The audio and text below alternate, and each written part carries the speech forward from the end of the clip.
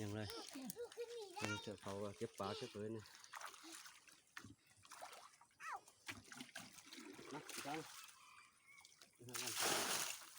มาซะ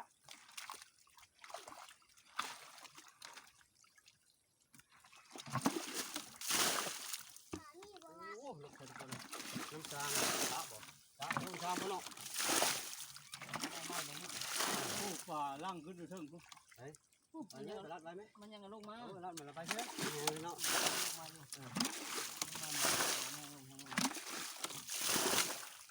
เก็บเอาหน้าเลย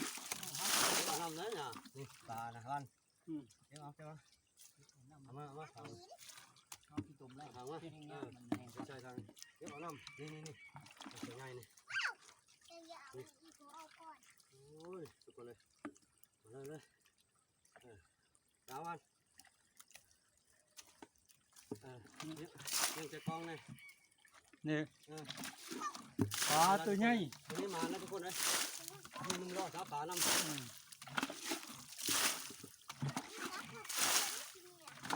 วันน้ำมาใช้ถั่วมาเมื่อเราแค่เรามาแต่เมื่อเช้าเพิ่มมาก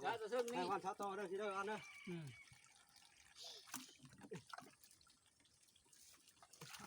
เช้าโตเด้อเช้าขึ้นไปเด้อเขาเอาทีมาละทั้งนี้ไปเลยหน่อยเอาขึ้นมาสวิงเอาขึ้นมา ทั้งนี้ไปเลย ขึ้นไปเทาะหันเตะไปเก็บ ขึ้นไปทอดเสร็จก่อนบ้านไปทอดก็เสร็จนะ เอาสวิงมาต้มช้าต่อจะนี่ เช้าโตตัวนี้เพราะว่าเขาไม่ได้ใช้เสือเนี่ยแล้ว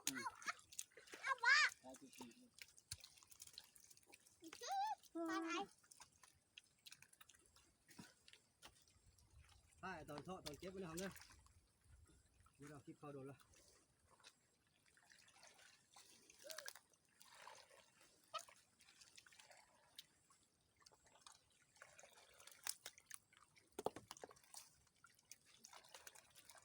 ง้อมถ่ายนะ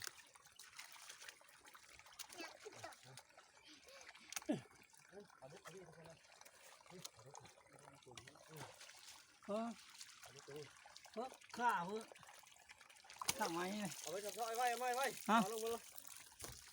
ไปทอดมันทอดเก็บไม่ทำเลยอันตั้งไว้ก็ได้เก็บร้อยมันก็ได้คุณพ่อตั้งไว้กองเลยเก็บมาบ้านเก็บแต่กองให้ห่างโก้ตั้งไว้ก่อนตั้งมันเห็นนะวันจับอยู่นี่วันเด้อเพิ่มน้ำไหลอยู่ที่นี่ นี่เดี๋ยวเราเก็บไปเก็บไปที่เพิ่มเก็บมันน้อยก็ดูพระนี่เรื่อง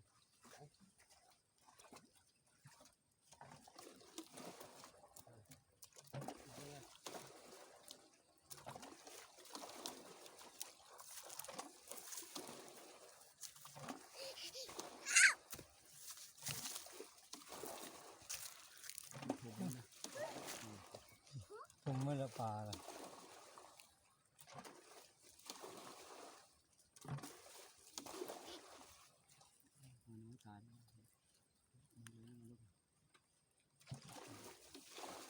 ปลาหอยวิจารแล้วมันลั่งลูกพอดีมั้ง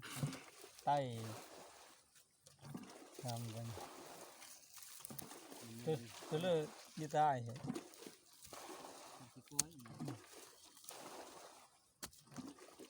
ทำแห้งอ่ะเนาะ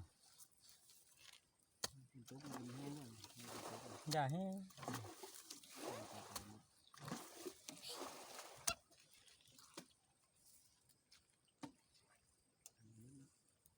อ่างมันแห้งคอดนี่เอง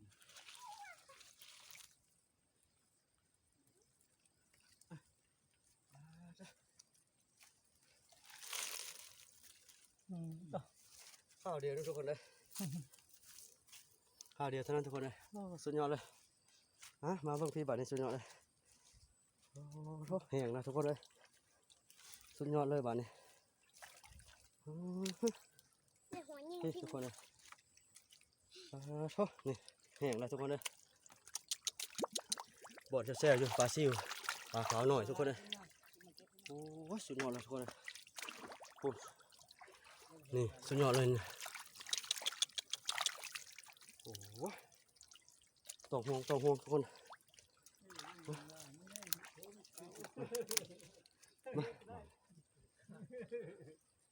โอ้สุดยอดเลยทุกคนเลย ก็ตายผู้มาก โอ้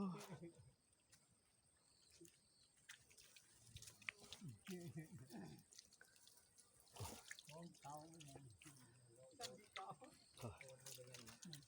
โหทุกคนเลย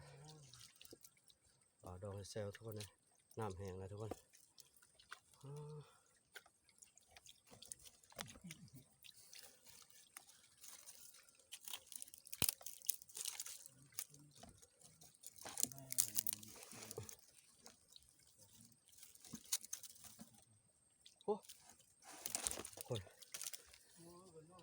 นี่ปลาตีนพี่ทุกคนเลย